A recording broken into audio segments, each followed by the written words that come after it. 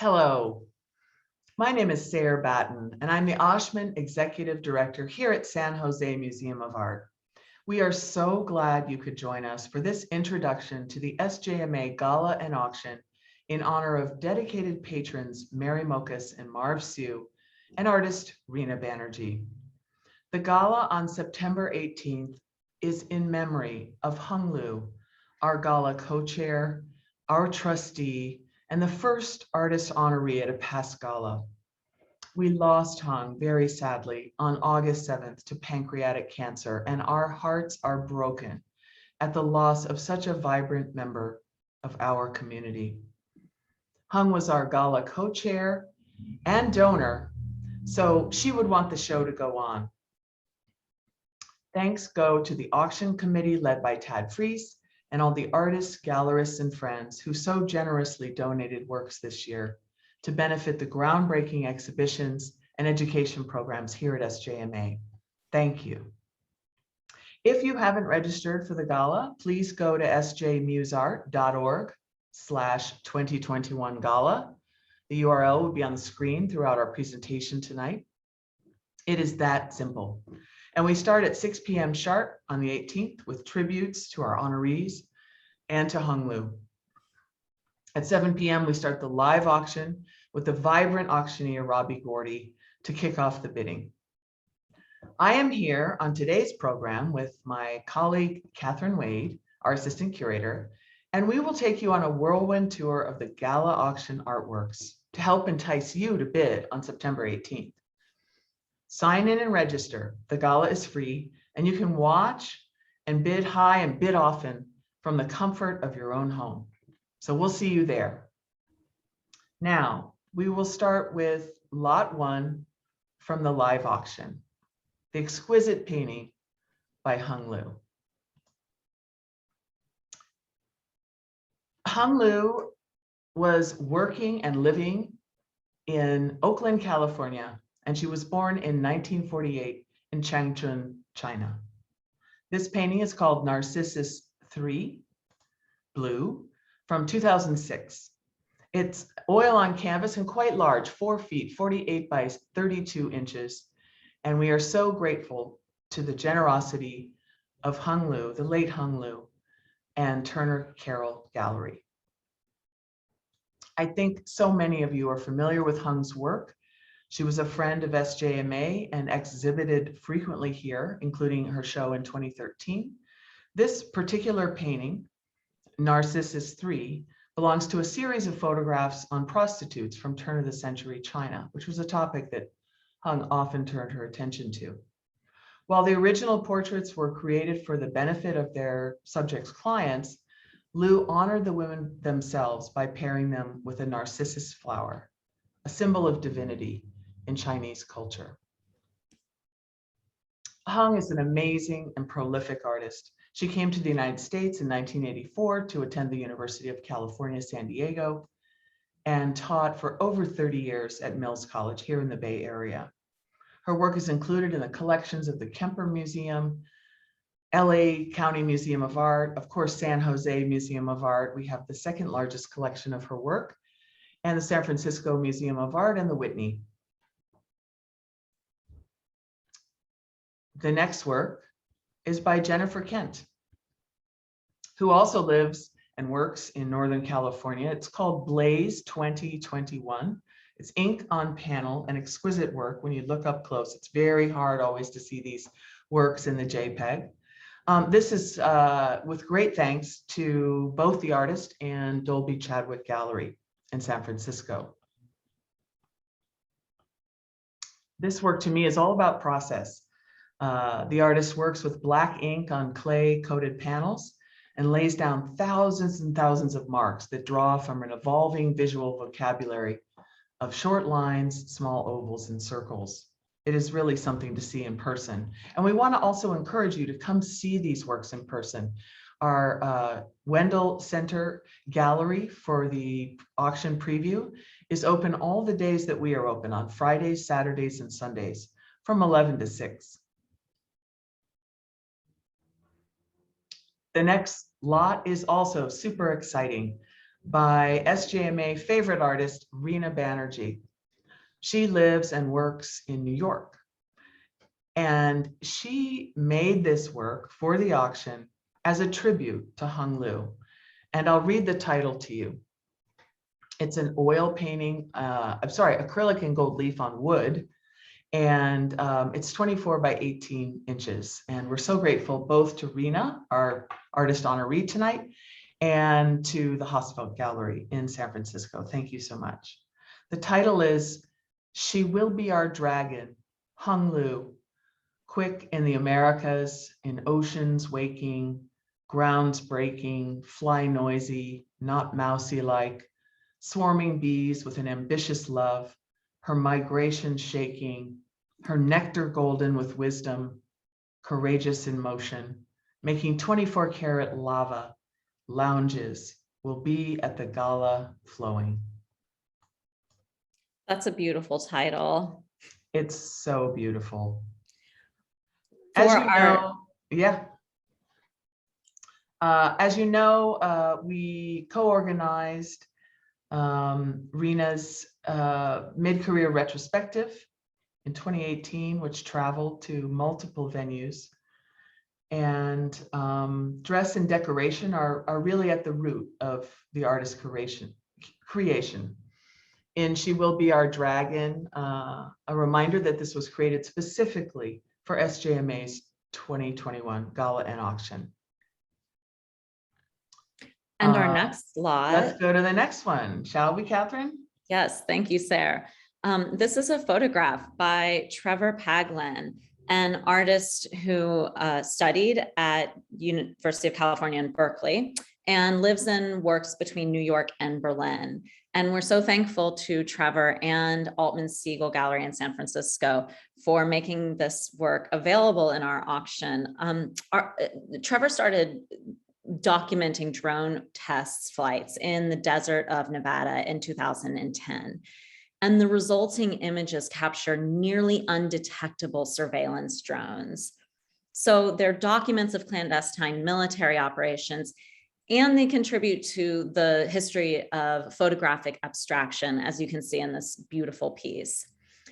This fall, SJMA will present Trevor's first sound commission that was created for our very own historical clock tower in downtown San Jose, and will act as a kind of timepiece to the public for a year. In our next lot, a work by Rose B. Simpson, who lives and works in Santa Clara Pueblo, New Mexico. She hails from the Santa Clara Pueblo tribe, which is a community famous for the ceramics its women have produced since the 6th century AD. This beautiful ceramic mask, we're so fortunate to have from the artist and Jessica Silverman Gallery. The artist herself, Rose B. Simpson, was an apprentice to her mother, who was an acclaimed native artist. And in Simpson's work, she really tries to combine tribal belief systems with a kind of sense of apocalyptic science fiction forms. I was just at the Bronx Museum last weekend, and I was fighting crowds to take photos of 2 Rose B. Simpson sculptures that were beautifully displayed in their current Feminist Futures show.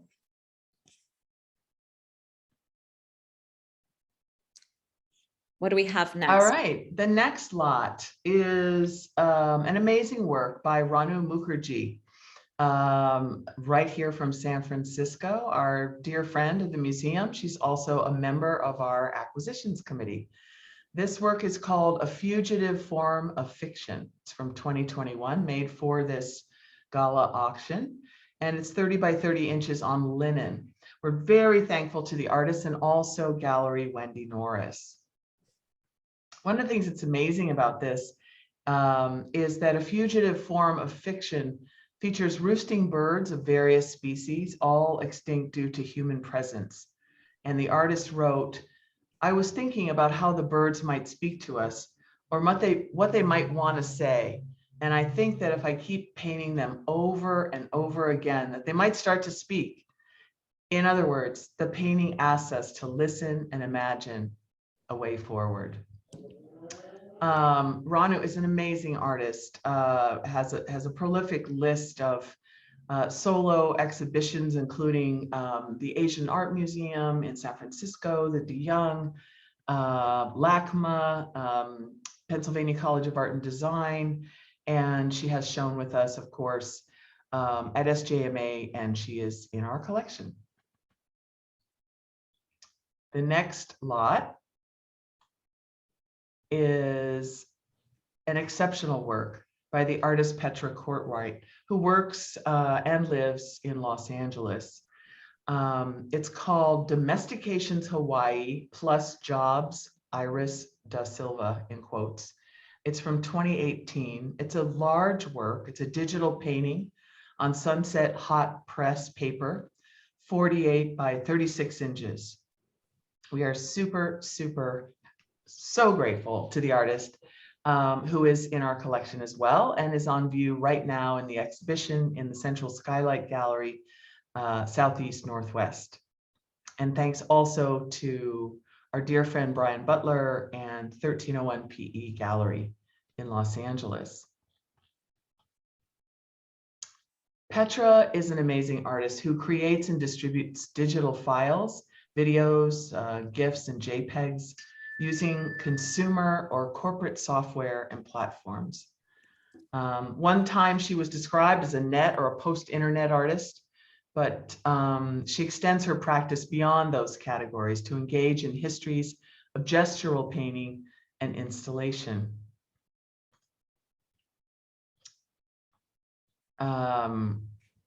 Her education includes studying at California College of Art, CCA, here in San Francisco, and also went to Parsons and the New School before that.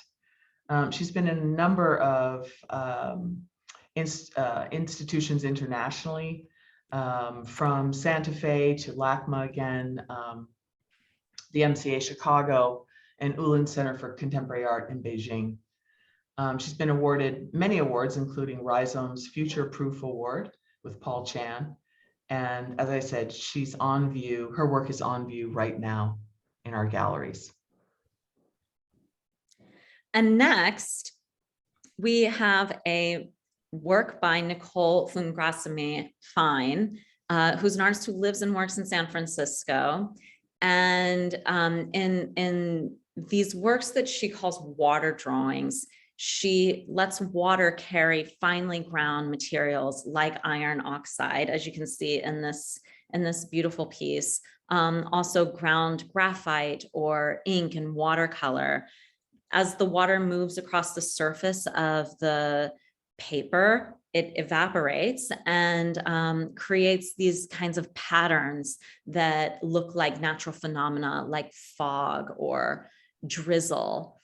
They also evoke the texture of a cracked earth, so they have a real kind of geological sense to them. They engage time, and as it's a natural process that the artist uses that is occurrent over time. And Nicole's work is currently on view at SJMA in our exhibition Break and Bleed. She's in many private collections, including the Hammer in Los Angeles, the Museum of Fine Art Houston, the Berkeley Museum, and the Whitney. We're so thrilled to have this work, and thank you to the artist Anne Hosfeld Gallery for making it available for SJMA's auction.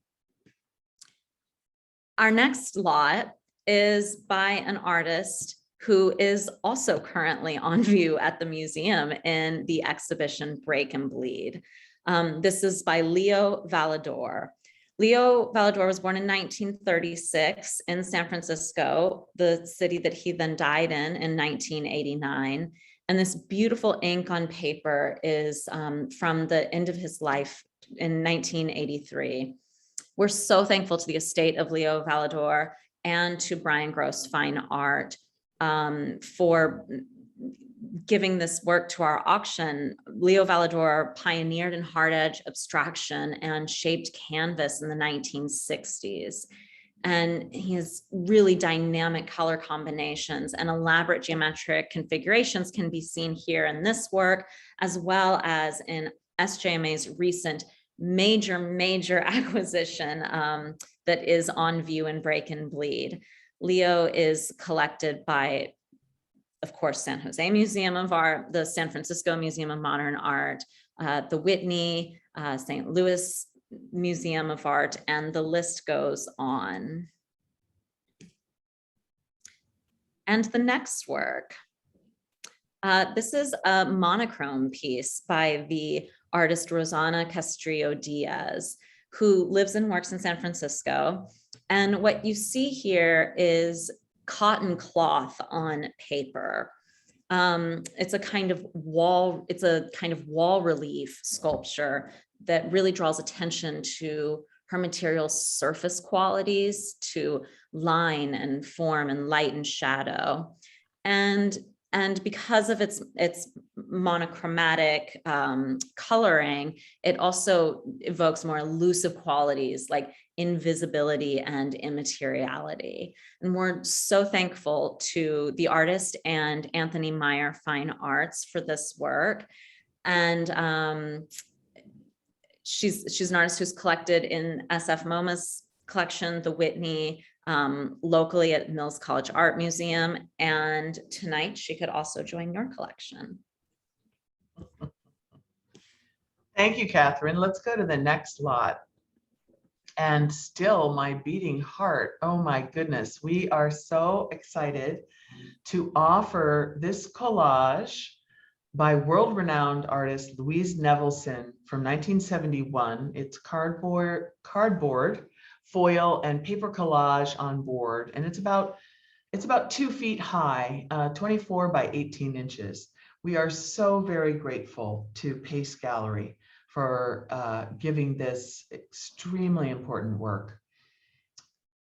What can we say about Nevelson? We did a fantastic exhibition. Kathryn organized. I should actually let you talk about this artist, but I can say that something that's very exciting about SJMA and the artist is that we have the largest collection of her work on the West Coast, something we're very proud of. Her work, a new generous donation from the Lippman Family Foundation, is also on view in Southeast Northwest right now. That was acquired over the last couple of years.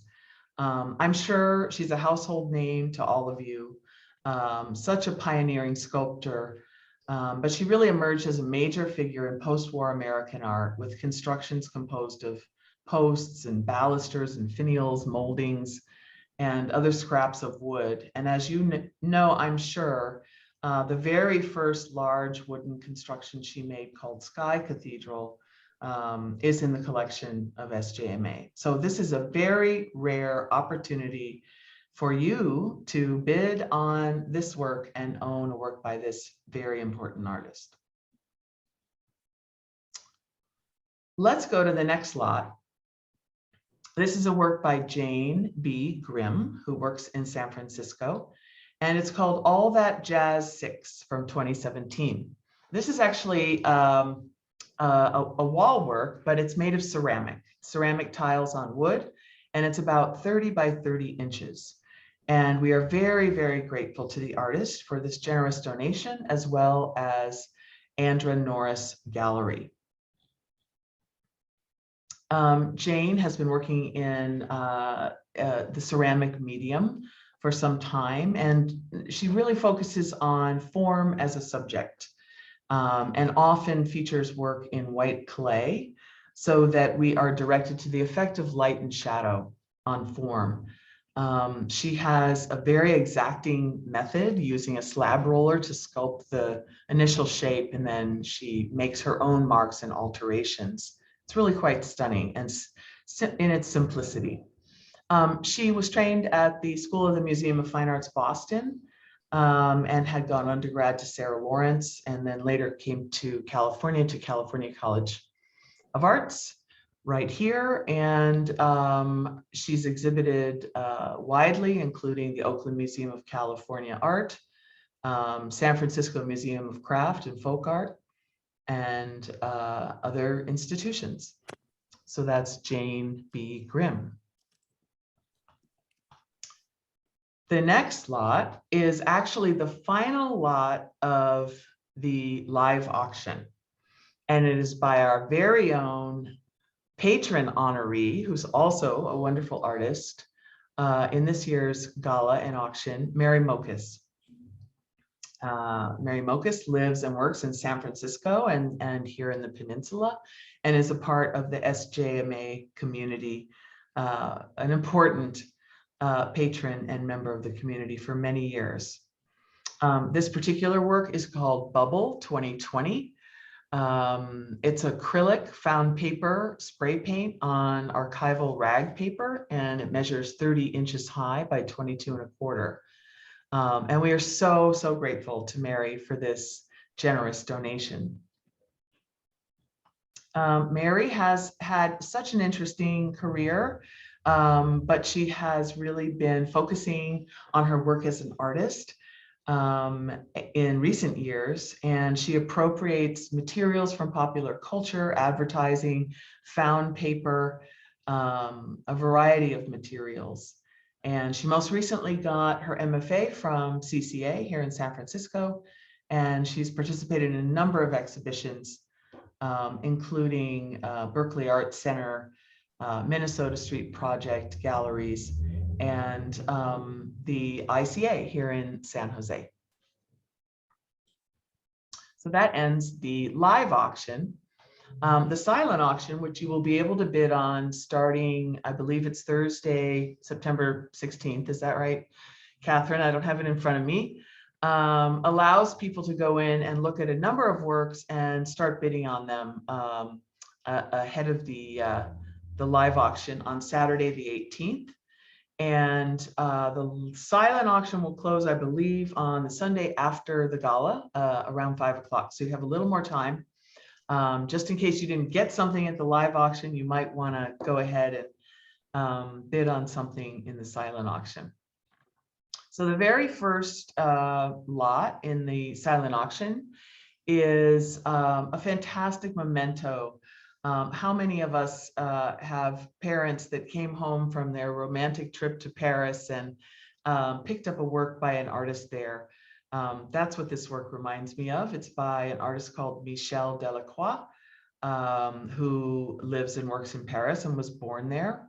The title of the work is Eau de Magot. It's from 1982, and it's a lithograph. It's 24 by 18 inches, and we are super grateful to Toby and Barry Fernald for this donation. This is an artist I actually didn't know very much about, so it was great to learn more.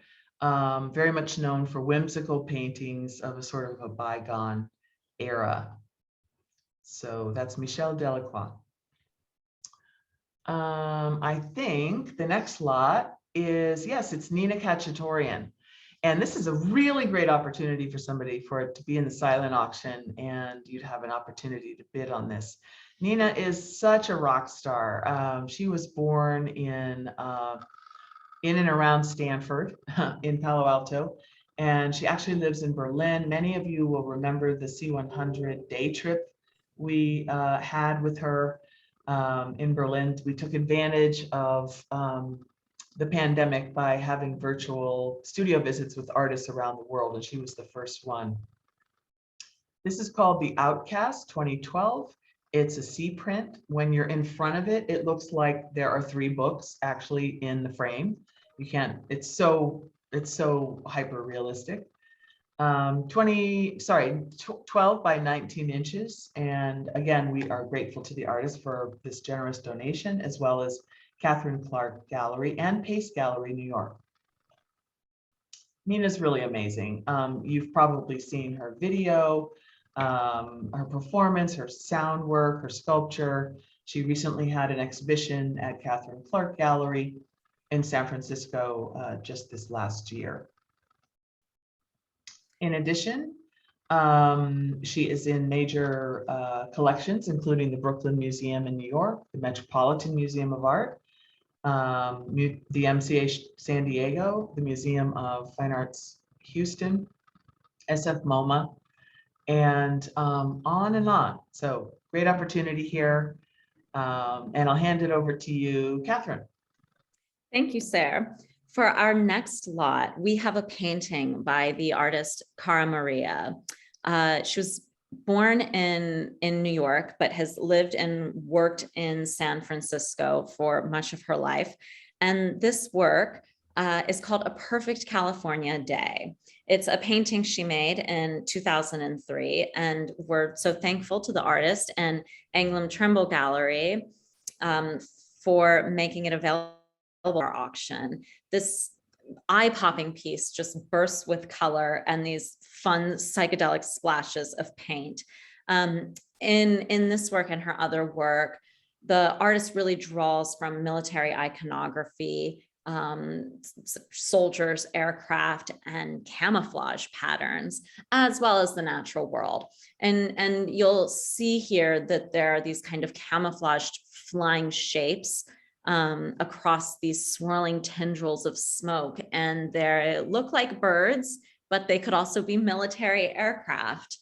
I love this, the title, A Perfect California Day, for its both irony and beauty.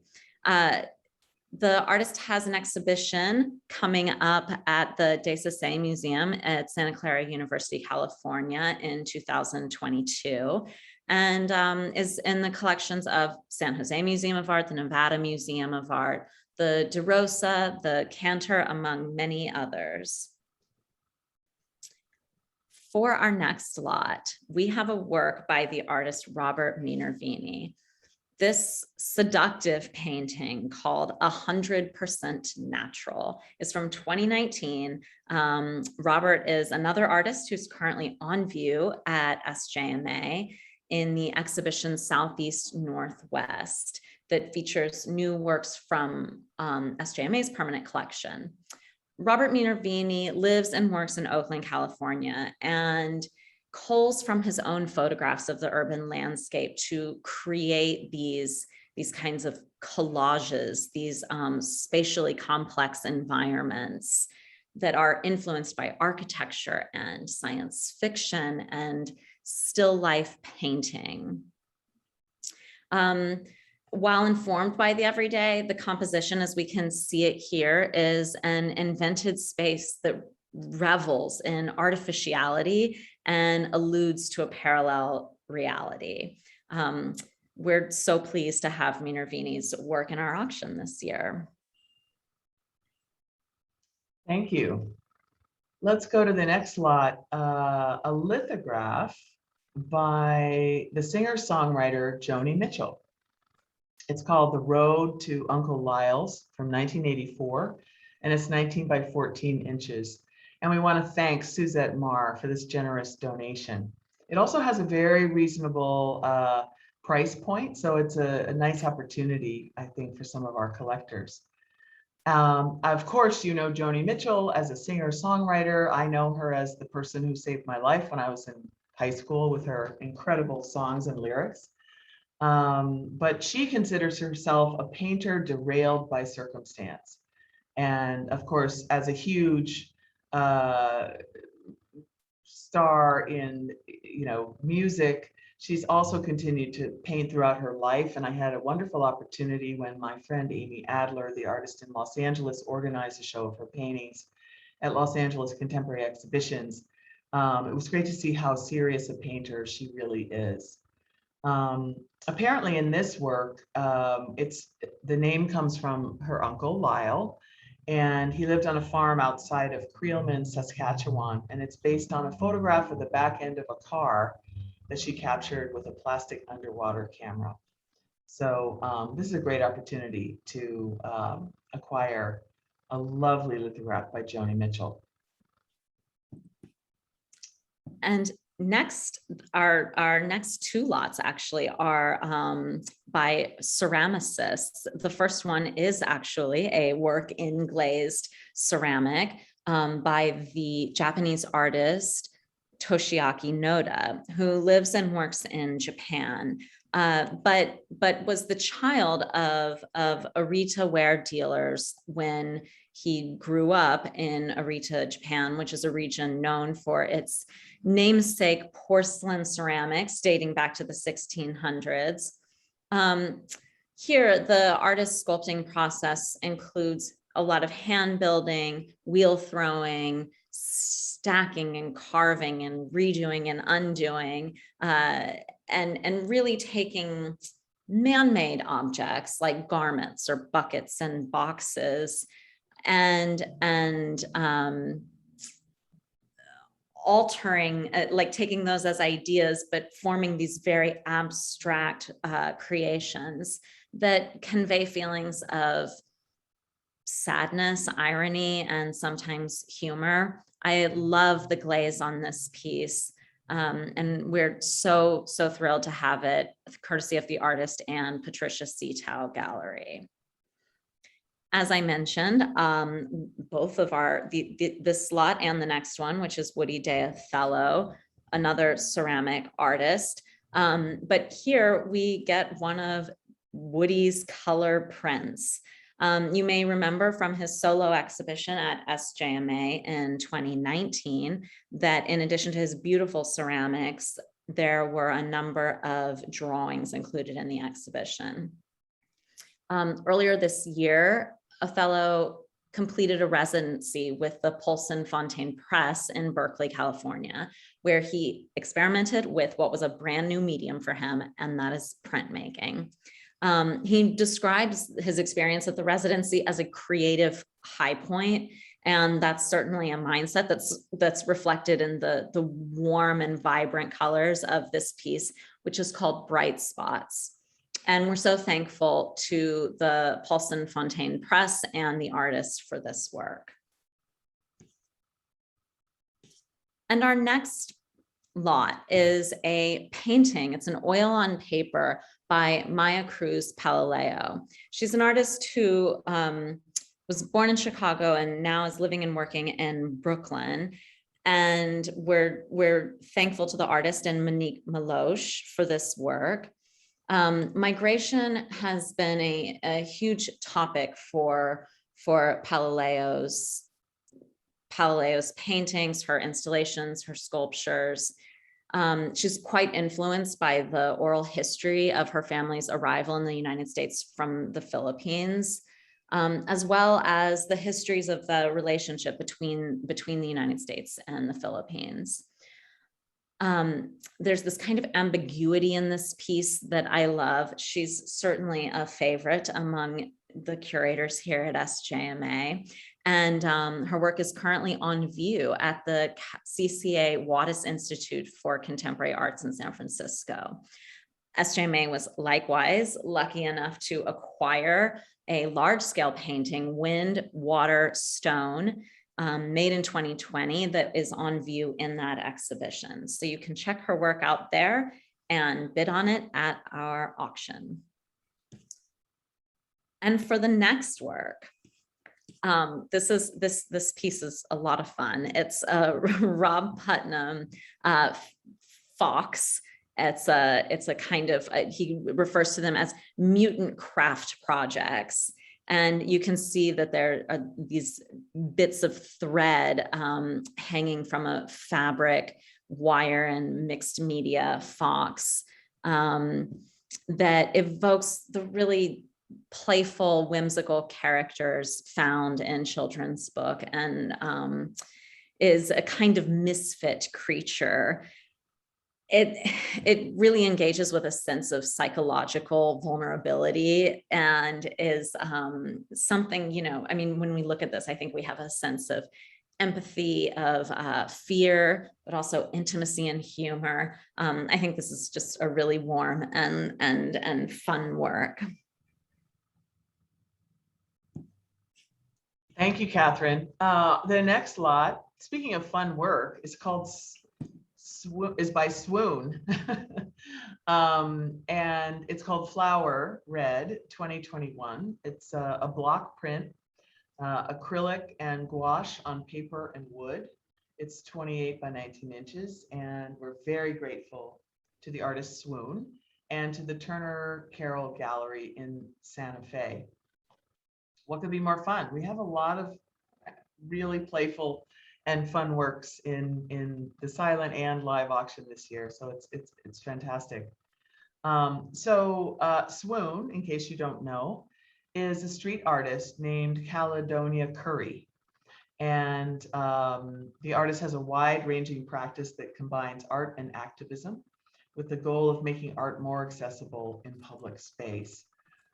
This piece actually has incredible wall power and reads from up close and afar. There are many examples of group exhibition history, including the Mori Art Museum in Tokyo, Museum of Contemporary Art Los Angeles. She's exhibited at the National Portrait Gallery in Washington, D.C., and also at the Yerba Buena Center for the Arts. So this is Swoon. The next work, and I believe it's the last work in silent auction, is by the New York artist Jerome Witkin. This is called Reese Rourke, the name of the sitter, from 1994. It's oil on canvas. It's a 13 by 12 inch smaller canvas, quite exquisite. Again, we are thankful to the generosity of Toby and Barry Fernald for their donation of this work from their own collection. Jerome Witkin, if you're not familiar, started at the Skowhegan School in Maine and studied also at the Cooper Union School of Art and got an MFA from Penn in Philadelphia. Won many awards to study abroad, including the John Simon Guggenheim Memorial Foundation Fellowship, very prestigious. So his influences include old masters, social realism, you can see this in the work, and many figurative and narrative styles. We hope that you will come see this work in person because this photograph really doesn't do it justice. So that's our group this year. I think we have a wonderful, wonderful lineup of both live and silent auction works. Again, we're grateful to Tad Freese and the auction committee for pulling this together this year, all of the generous artists and galleries and collectors who gave generously from their personal collections. And we want to remind you one more time that the gala is on September 18th, starts at 6 p.m.